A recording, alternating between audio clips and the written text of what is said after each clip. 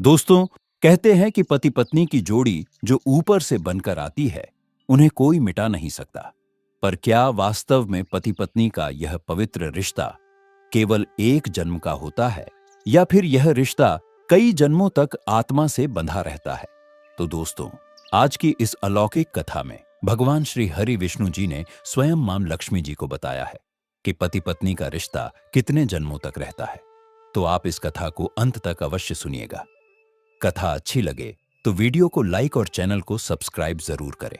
दोस्तों, एक बार की बात है, भगवान श्री हरि विष्णु जी क्षीर सागर में शेषनाग की शैया पर विश्राम कर रहे थे और मां लक्ष्मी जी उनके चरण दबा रही थी। तभी माता लक्ष्मी के मन में एक विचार आता है और वो भगवान विष्णु जी से कहती है, हे स्वामी, मेरे मन में आज एक प्रश्न उठ रहा है। क्या आप कृपा करके मेरे इस प्रश्न का उत्तर बताकर मेरे मन की जिज्ञासा को शांत करेंगे? तब भगवान विष्णु जी मुस्कुराते हुए कहते हैं, हे देवी, अवश्य, बताइए, आपका वह प्रश्न कौन सा है जो आपके मन को बेचैन कर रहा है? मैं अवश्य ही आपके उस प्रश्न का उत्तर देकर आपके मन को शांत करने का प्रयास करूंगा। तुम माता लक्ष्मी भगवान विष्णु जी से कहती है, प्रभु, मैं यह जानना चाहती हूं कि एक पति पत्नी का रिश्ता कितने जन्मों तक रहता है। क्या पति पत्नी का रिश्ता केवल एक जीवन तक सीमित है, या यह रिश्ता 7 जन्मों तक आत्मा से बंधा रहता है? तब भगवान विष्णु जी कहते हैं, हे देवी, आपका यह प्रश्न अत्यंत महत्वपूर्ण है और आपके इस प्रश्न का उत्तर एक प्राचीन कथा में छिपा हुआ है। इसलिए आप इस कथा को पूरा सुनिए। इससे आपको यह पता चल जाएगा कि पति पत्नी का रिश्ता आखिर कितने जन्मों तक रहता है। तब माता लक्ष्मी कहती है, हे प्रभु, कृपया मुझे वह कथा सुनाइए। मैं आपको वचन देती हूं कि मैं इस कथा को पूरे मन से और अंत तक सुनूंगी। दोस्तों, फिर भगवान विष्णु जी माता लक्ष्मी को वह कथा सुनाने लगते हैं। दोस्तों, कथा शुरू करने से पहले सभी लोग प्यार से कमेंट बॉक्स में लिखिए, जय श्री हरि भगवान विष्णु, जय मां लक्ष्मी। तो चलिए कथा को शुरू करते हैं। दोस्तों, भगवान विष्णु जी माता लक्ष्मी को कथा सुनाते हुए कहते हैं, हे देवी, एक समय की बात है, मध्य देश में महेंद्रपुर नाम का एक राज्य था। उस राज्य में एक राजकुमारी थी जो एक गुणवान और चरित्रवान स्त्री थी।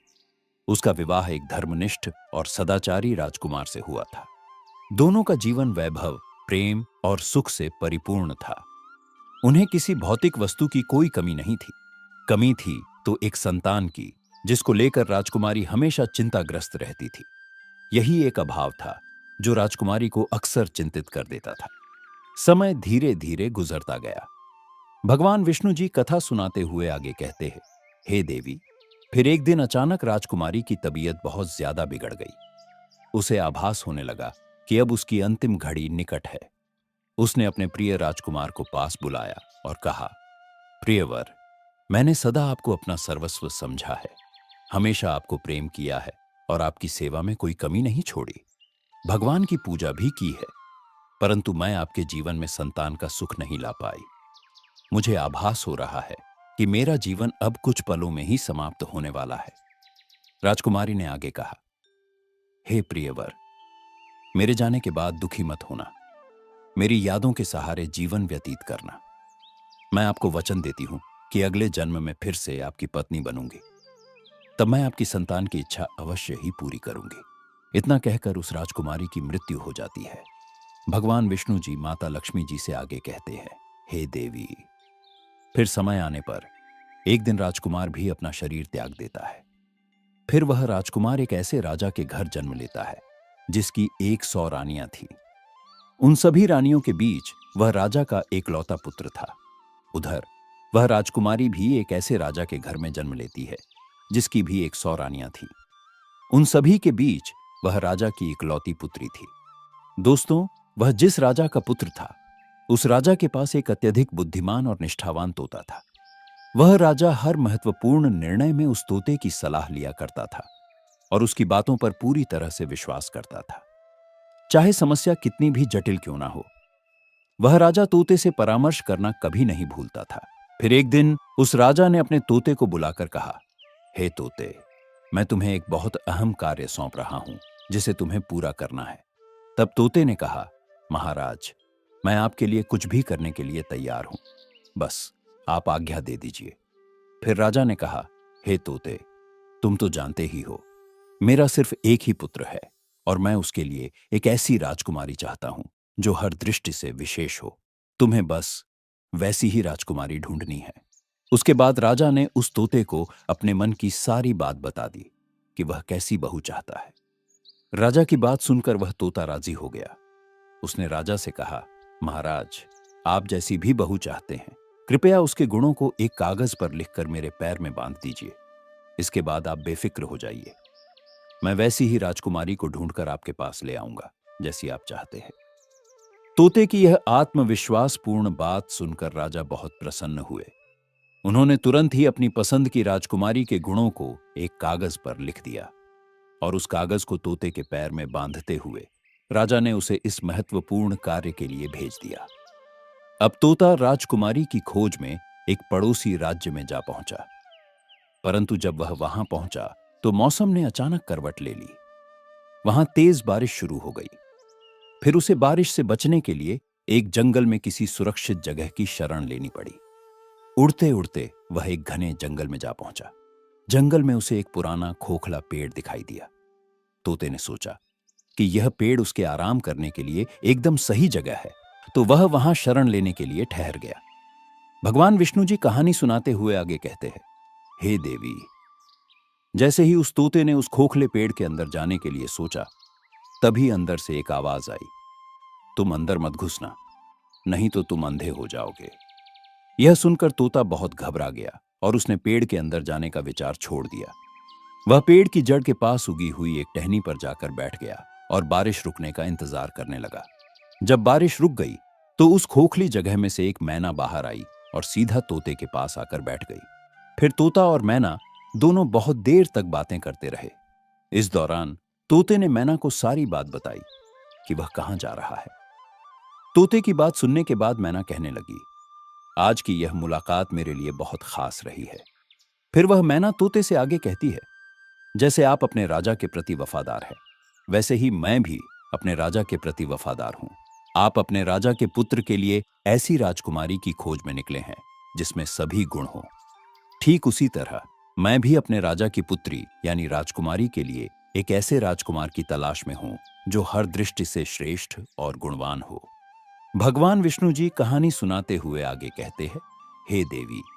फिर वह तोता मैना से कहता है, हे मैना, हमारे राजा ने आदेश दिया है कि हमें ऐसी राजकुमारी ढूंढनी है जो ऐसे घराने से हो जहां राजा की 100 रानियां हों, क्योंकि हमारे राजा की भी 100 रानियां हैं।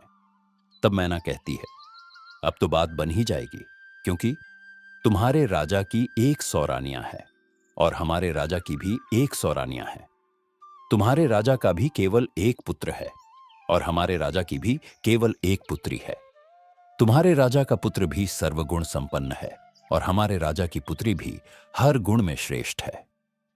भगवान विष्णु जी कहानी सुनाते हुए आगे कहते हैं, हे देवी। इस प्रकार तोते ने मैना को राजकुमार की सारी पसंद विस्तार से बता दी और मैना ने भी राजकुमारी की रुचियां और विशेषताएं तोते को समझा दी। फिर दोनों, तोता और मैना, राजकुमारी के राज्य में आ गए। तोता मन ही मन बहुत खुश था। वह सोच रहा था कि अब मेरे राजा का सपना पूरा हो जाएगा। जैसी राजकुमारी वे चाहते थे वैसी ही राजकुमारी मुझे मिल चुकी है। अब उनकी हर इच्छा पूर्ण होगी। भगवान विष्णु जी कहानी सुनाते हुए आगे कहते हैं, हे देवी। जब तोता और मैना उड़ते हुए राजकुमारी के महल में पहुंचे तो महल के एक सिपाही ने उन्हें देख लिया। वह सिपाही तुरंत राजा के पास गया और बोला, महाराज, आपने मैना को जिस काम के लिए भेजा था उसने आपके साथ बहुत बड़ा विश्वासघात किया है। वह राजकुमार की तलाश में कहीं नहीं गई। मैंने अपनी आंखों से उसे एक तोते के साथ घूमते हुए देखा है। उसने आपकी आज्ञा का उल्लंघन किया है और आपकी बातों को पूरी तरह से भुला दिया है। सिपाही की यह बात सुनकर राजा को बहुत गुस्सा आ जाता है और वह तोता और मैना को दोनों को मारने का आदेश देता है। जब यह बात मैना को पता चली तो उसने तोते से कहा, हे तोता, हम दोनों की जान अब खतरे में है। हमें जितनी जल्दी हो सके यहां से भाग जाना चाहिए। अगर हम यहीं रुके रहे तो बेमौत मारे जाएंगे। इससे पहले कि राजा के सिपाही हमें ढूंढ ले, चलो यहां से दूर भाग जाते हैं। फिर ऐसा सोचकर तोता और मैना ने तुरंत वहां से उड़ान भरी और बहुत दूर निकल गए। राजा के सिपाहियों ने तोता और मैना को ढूंढने की बहुत कोशिश की, लेकिन वे कहीं नहीं मिले। अंत में सिपाहियों ने यह मान लिया कि तोता और मैना को राजा के आदेश का पता चल गया होगा, इसलिए वे भाग गए होंगे। यह सोचकर राजा के सिपाही खाली हाथ महल लौट आए। भगवान विष्णु जी कहानी सुनाते हुए आगे कहते हैं, हे देवी, फिर कुछ दिन तक तोता और मैना ने इंतजार किया ताकि लोग उस बात को भूल जाएं। जब उन्हें लगा कि सही समय आ गया है, तो वे फिर से महल लौट आए और आकर तोता राजा के बाएं घुटने पर बैठ गया और मैना उनके दाएं घुटने पर बैठ गई। फिर मैना ने राजा से पूछा, हे महाराज, आप हमें क्यों मारना चाहते थे? हमने हमेशा आपकी वफादारी की है। आपके महल के सिपाही हमसे जलते हैं और इसलिए उन्होंने आपके सामने हमारी बुराई की। लेकिन हम दोनों, तोता और मैना, जो बड़े शान वाले, बुद्धिमान और अमीर राजाओं के वफादार सेवक है, हमने आपके साथ हमेशा वफादारी की है। इसके बाद तोता और मैना ने राजा के समक्ष अपनी पूरी बात रखी। तोता और मैना ने राजा से कहा, हे महाराज, हम दोनों उन दो राजाओं के सेवक हैं जिनके राज्य में 100-100 रानियां हैं। उनमें से एक राजा का केवल एक पुत्र है और दूसरे राजा की केवल एक पुत्री है। यह दोनों राजाओं ने भले ही कभी एक दूसरे को देखा नहीं है, लेकिन वे अपने बच्चों का विवाह एक दूसरे के बच्चों के साथ करना चाहते हैं। एक राजा को ऐसी बहू चाहिए जैसे दूसरे राजा की पुत्री है, और दूसरे राजा को वैसा ही दामाद चाहिए जैसे पहले राजा का पुत्र है। तोता और मैना ने आगे कहा, महाराज देखिए, हम दोनों उन्हीं दो राजाओं के सेवक हैं। भगवान की कृपा से हम राज्य के बाहर एक जंगल में मिले और यह शुभ समाचार लेकर आपके पास आए हैं। भगवान विष्णु जी कहानी सुनाते हुए आगे कहते हैं, हे देवी, इस प्रकार तोता और मैना ने अपनी बात राजा से कही। उनकी बात सुनकर राजा बहुत प्रसन्न हुए। उसी समय तोते ने अपना पैर राजा की ओर बढ़ाया, जिस पर एक छोटा सा कागज बंधा हुआ था। उस कागज पर ठीक ठीक वही बातें लिखी थीं जो राजा ने अपनी पसंद को लेकर कही थी। राजा ने जब वह कागज पढ़ा तो उसके चेहरे पर प्रसन्नता छा गई। हालांकि शुरुआत में राजा को तोता और मैना की बातों पर थोड़ा संशय हुआ, परंतु जब उसने उनके पास मौजूद दोनों कागजों को मिलाकर देखा और हर बात एकदम सटीक पाई, तो उसकी सारी शंका समाप्त हो गई और उसे तोता मैना पर भरोसा हो गया। फिर राजा ने तोते के पैर से राजकुमार की सुंदर शाही तस्वीर निकाली और तुरंत उसे अपनी रानियों के पास भिजवा दिया। राजा ने रानियों से कहा कि इस तस्वीर को ध्यान से देखिए और बताइए, क्या यह राजकुमार हमारी राजकुमारी के लिए योग्य वर है या नहीं? क्या आप सभी रानियां इस राजकुमार को पसंद करती हो या नहीं? भगवान विष्णु जी कथा को आगे बढ़ाते हुए कहते हैं, हे देवी, कुछ दिन बीत गए पर रानियों की तरफ से कोई उत्तर नहीं आया। इस बीच राजकुमारी को राजकुमार की तस्वीर बहुत पसंद आ गई। वह राजकुमार की तस्वीर को हर समय अपने पास रखती थी और निहारती रहती थी। आखिरकार कुछ दिनों के बाद रानियों की तरफ से जवाब आया कि राजकुमार सबको पसंद आए। अब उसका विवाह जल्द ही हो जाना चाहिए, क्योंकि राजकुमारी तो राजकुमार को देखे बिना जी नहीं पा रही थी। जैसे ही रानियों का जवाब राजा के पास पहुंचा, तो राजा ने उस तोते को वापस भेजते हुए कहा, हे प्रिय तोता, अपने राजा से जाकर कह दो कि राजकुमार के लिए उसकी मनपसंद राजकुमारी मिल गई है और 3 महीने के भीतर विवाह के लिए हमारे पास आ जाए। फिर तोते ने आदरपूर्वक झुककर राजा को प्रणाम किया और अपने देश की ओर निकल पड़ा। अपने देश पहुंचकर उसने राजा को अपनी यात्रा की सफलता के बारे में विस्तार से बताया। जब राजा ने यह सुना कि उसे अपने राजकुमार के लिए वैसी ही राजकुमारी मिली है जैसी वह चाहता था, तो वह बहुत खुश हुआ। फिर राजा ने तुरंत इस शुभ समाचार का भव्य रूप से जश्न मनाने का आदेश दे दिया। राजा ने अपने पुत्र के लिए सबसे कीमती और बेहतरीन कपड़े बनवाए, घोड़ों के लिए शानदार जीन बनवाई गई, सिपाहियों के लिए भी नई और आकर्षक वेशभूषा बनवाई गई। इसके अलावा अनेक प्रकार की भेंटें, जैसे अनमोल हीरे जवाहरात, सुंदर वस्त्र, मुश्किल से मिलने वाले फल, कीमती मसाले और उत्तम इत्र इकट्ठा किए गए। राजा ने हर चीज बड़ी सावधानी और ध्यान से तैयार करवाई ताकि इस मौके को यादगार बनाया जा सके। भगवान विष्णु जी कहानी सुनाते हुए आगे कहते हैं, हे देवी, महीने बहुत जल्दी बीत गए। इतनी तैयारियों में समय कब निकल गया पता ही नहीं चला। लेकिन अफसोस, शादी से कुछ दिन पहले ही राजकुमार के पिता यानी राजा बहुत बीमार पड़ गए और उनकी मृत्यु हो गई। यह घटना परिवार के लिए एक बहुत बड़ा आघात था। राजकुमार को विवाह के लिए जाना स्थगित करना पड़ा, क्योंकि ऐसे दुखद समय में राजकुमार का विवाह पर जाना अपने पिता का अपमान करना दिखाता था।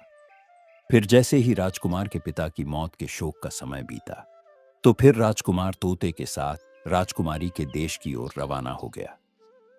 राजकुमारी का देश ज्यादा दूर नहीं था, इसलिए राजकुमार तोते के साथ जल्दी ही वहां पहुंच गया। उसने अपना डेरा राजकुमारी के महल के पास वाले बगीचे में डाल दिया। भगवान विष्णु जी कहानी सुनाते हुए आगे कहते हैं, हे देवी, यदि उस दिन राजकुमार ने उस बगीचे में अपना डेरा न डाला होता तो अच्छा होता, क्योंकि उसी बगीचे में उसका प्रिय तोता मारा गया। उस बगीचे के माली ने उस तोते को मार दिया। हुआ यूं कि बगीचे में खजूर के एक पेड़ पर बैठा हुआ वह तोता खजूरें तोड़ तोड़कर राजकुमार की ओर फेंक रहा था। लेकिन यह बात उस बाग के माली को अच्छी नहीं लगी, तो उसने क्रोध में आकर तोते को मार डाला। जैसे ही यह घटना घटी, राजकुमार पर मानो दुखों का पहाड़ टूट पड़ा। उसके कुछ देर के बाद ही उसने सुना कि राजकुमारी के पिता ने अब अपनी पुत्री का विवाह उससे करने से इनकार कर दिया था। कारण यह था कि राजकुमार के पिता अब इस संसार में नहीं रहे थे और अब वे इस विवाह को उचित नहीं मानते थे। भगवान विष्णु जी कहानी सुनाते हुए आगे कहते हैं, हे देवी, अब बगीचे में डेरा डालने के कुछ दिन बाद ही राजकुमारी बाहर सैर करने के लिए अपनी पालकी में जा रही थी, तो संयोगवश वह उसी रास्ते से गुजरी जहां राजकुमार ने बगीचे में अपना डेरा डाल रखा था। जैसे ही उसकी दृष्टि बगीचे की ओर गई, उसकी नजर राजकुमार पर पड़ी। राजकुमारी ने राजकुमार को तुरंत पहचान लिया, क्योंकि उसकी तस्वीर अभी भी राजकुमारी के पास थी। राजकुमारी ने उस समय कुछ नहीं कहा, बस चुपचाप अपनी पालकी ढोने वाले कहारों को वापस महल चलने का आदेश दिया, क्योंकि राजकुमारी को उसका प्रेमी मिल गया था। उसी समय से राजकुमारी को सब कुछ अच्छा लगने लगा था। शाम को भोजन के समय राजकुमारी ने अपनी थाली से आधा खाना खाया और बाकी का खाना राजकुमार की तस्वीर के साथ राजकुमार को भेज दिया।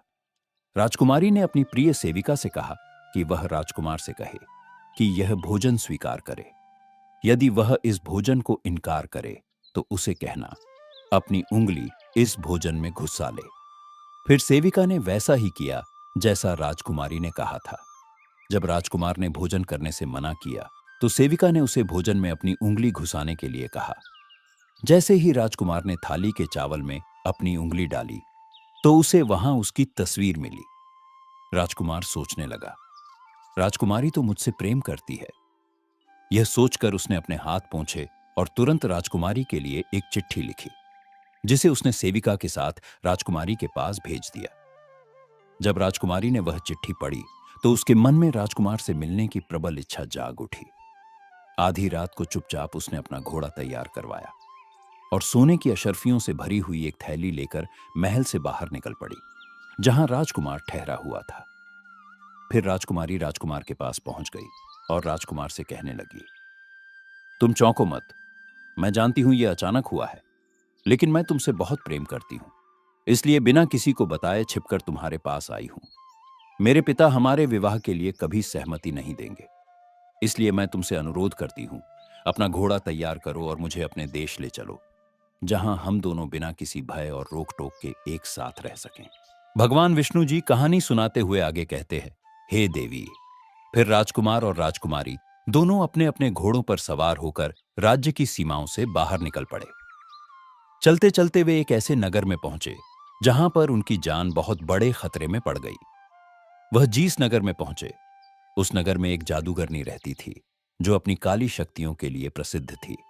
उस जादूगरनी की एक पुत्री थी, जो जितनी सुंदर थी उतनी ही चालाक भी थी। जैसे ही उसकी नजर राजकुमार पर पड़ी, वह उसकी सुंदरता पर मोहित हो गई। मन ही मन उसने निश्चय कर लिया कि वह उसी राजकुमार से विवाह करेगी, चाहे जो भी करना पड़े। अब वह जादूगरनी की बेटी यह सोचने लगी कि आखिर कैसे वह उस राजकुमार को अपना बना सके। उसे एक चाल सूझी। उसने अपनी मां से कहा, मां, क्यों ना हम उस राजकुमार और राजकुमारी को अपने घर भोजन पर आमंत्रित करें। तब जादूगरनी ने अपनी बेटी की बात मान ली और एक योजना बनाई। उसने राजकुमार और राजकुमारी दोनों को अपने घर भोजन के लिए आमंत्रित किया। फिर राजकुमार और राजकुमारी दोनों उस जादूगरनी के घर भोजन करने पहुंचे। लेकिन जैसे ही वे अंदर गए, जादूगरनी ने एक चाल चली। उसने राजकुमार को एक अलग कमरे में बुलवाया और उसके गले में एक रस्सी का फंदा डाल दिया। रस्सी का फंदा डालते ही वह राजकुमार एक भैंसे के रूप में बदल गया। फिर जादूगरनी ने तुरंत उसे पिछले दरवाजे से बाहर निकाला और एक सुरक्षित स्थान पर ले जाकर उसे बांध दिया। उसके साथ ही उसने अपनी बेटी को भी उस भैंस रूपी राजकुमार के पास भेज दिया। इधर राजकुमारी भोजन करने के बाद अपने प्रेमी राजकुमार को ढूंढने लगी, लेकिन वह उसे कहीं नहीं मिला। क्योंकि राजकुमार अब एक भैंसा बन चुका था, इसलिए राजकुमारी उसे पहचान ही नहीं सकी। भगवान विष्णु जी कहानी सुनाते हुए आगे कहते हैं, हे देवी, इधर दिन भर वह भैंसा रूपी राजकुमार जादूगरनी की बेटी के पीछे पीछे घूमता रहता। वह जहां भी जाती, वह भैंसा उसके पीछे साए की तरह चलता। फिर वह जादूगरनी की बेटी हर रात भैंसे के गले में पड़ी रस्सी का फंदा खोल देती थी और वह भैंसा फिर से अपने असली रूप यानी राजकुमार में बदल जाता था। रात भर वह राजकुमार के रूप में रहता, लेकिन सुबह होते ही वह फिर उसी फंदे को उसके गले में डाल देती, जिससे वह दोबारा भैंसा बन जाता। दिन भर वह उसे इधर उधर अपने साथ लिए घूमती रहती। भगवान विष्णु जी कहानी सुनाते हुए आगे कहते हैं, हे देवी, उधर राजकुमारी की हालत बेहद खराब हो गई थी। कई दिन बीत गए थे और वह अब तक राजकुमार से नहीं मिल पाई थी। वह पागलों की तरह अपने राजकुमार को ढूंढ रही थी। वह बुरी तरह से परेशान और दुखी थी। उसको पता ही नहीं था कि अब वह करें तो क्या करें। वह सोचती कि आखिरकार राजकुमार मुझे छोड़कर कहां चला गया। उसके मन में तरह तरह के ख्याल आते। कभी वह सोचती कि शायद राजकुमार ने उसे धोखा दे दिया, लेकिन फिर उसके दिल से आवाज आती कि राजकुमार ऐसा नहीं कर सकते। वह मुझसे बहुत प्रेम करते हैं, मैं भी उससे बहुत प्रेम करती हूं। फिर वह सोचती, कहीं ऐसा तो नहीं कि किसी ने राजकुमार को मार दिया हो। भगवान विष्णु जी कहानी सुनाते हुए आगे कहते हैं, हे देवी, फिर उस राजकुमारी ने अपने दुख को भुलाने और सच का पता लगाने का निश्चय किया। उसने अपने रूप को बदलते हुए एक पुरुष का वेश धारण किया और सीधे उस नगर के राजा के दरबार में जा पहुंची। वहां उसने राजा के सामने अपनी बात रखी। राजा उसकी वाणी, व्यक्तित्व और तेजस्विता से इतना प्रभावित हुआ कि हैरान रह गया। उसकी बुद्धिमानी और साहस देखकर राजा ने उसे अपने राज्य का कोतवाल नियुक्त कर दिया। अब वह राजकुमारी, जो अब सबकी नजरों में कोतवाल थी, दरबार में अपनी जिम्मेदारियां निभाने लगी। कोतवाल होने के कारण उसे कई घरों में जाने और उनके भेद जानने का मौका मिलता। धीरे धीरे उसने पूरे नगर की हर गली, हर परिवार, हर कोने के रहस्यों को जानना शुरू कर दिया। भगवान विष्णु जी कहानी सुनाते हुए आगे कहते हैं, हे देवी, समय धीरे धीरे बीतता गया। कई साल गुजर गए और फिर एक दिन उस नगर के राजा की मृत्यु हो जाती है। फिर नगर के सभी लोग उस कोतवाल को यानी राजकुमारी को राजा बना देते हैं, क्योंकि कोतवाल, जो वास्तव में राजकुमारी थी, लोगों के प्रति उसका व्यवहार बहुत ही अच्छा और दयालु था। फिर एक दिन उसी नगर में एक व्यक्ति एक भैंसा बेचने के लिए राजा यानी राजकुमारी के पास आया। तो राजा रूपी राजकुमारी ने उस व्यक्ति से वह भैंसा खरीद लिया। वह भैंसा बड़ा ही अद्भुत था, क्योंकि वह किसी भी खोई हुई वस्तु को सूंघ कर खोज सकता था। फिर कुछ समय बाद एक दिन वह भैंसा अचानक कहीं गुम हो गया। तब राजा रूपी राजकुमारी ने तुरंत पूरे नगर में घोषणा करवाई कि नगर के सभी भैंसों को दरबार में लाया जाए। उधर यह सूचना जादूगरनी तक भी पहुंची। अब नगर के सभी भैंसे राजा के सामने एकत्रित किए गए, लेकिन जादूगरनी ने अपने भैंसे को राजा के दरबार में नहीं भेजा। राजा रूपी राजकुमारी को जब यह पता चला कि जादूगरनी ने अपना भैंसा नहीं भेजा है, तो वह बहुत क्रोधित हो गई।